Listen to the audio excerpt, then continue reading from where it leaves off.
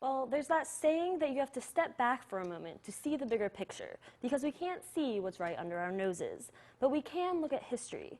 And there's that other saying that history often repeats itself. Dr. Catherine Oslestaw knows of some examples of this. We start the story here, right after World War II, the comparison to anti-German sentiment then, and what people that you heard from about being Muslim now have a lot of similarities. In World War II, there was also a tremendous amount of anti-German hostility with the assumption that all Germans are Nazis or all Germans will be loyal to their old fatherland or old motherland and not to the United States. German books were burned, so there's this kind of view that everything about this culture is somehow toxic. Oslestaw says when German Americans lived here after World War II, people associated them with Nazis. The Muslim West Virginians you've met this month say they've been associated with terrorists.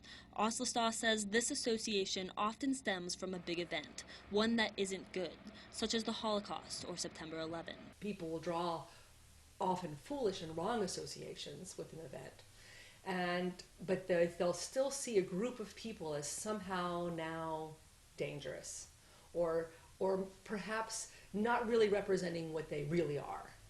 And then there's a growing sense these people aren't like us. They don't share our values. And for the German Americans, that might have been they're really authoritarian and they're really loyal to their old fatherland, and they will usurp democracy. For Arab Americans, I think it's even more complex because there's the component of religion.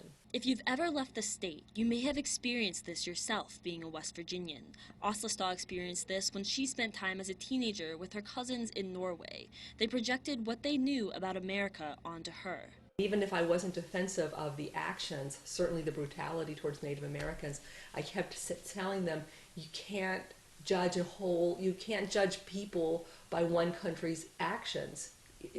And so that was my mantra. You stop judging me. I'm not ashamed to be American. I'm proud to be an American, but that doesn't mean I agree with all of these things that took place in the past. But Oslestaw says she believes that the U.S. especially has the capability of being stronger because of our different backgrounds.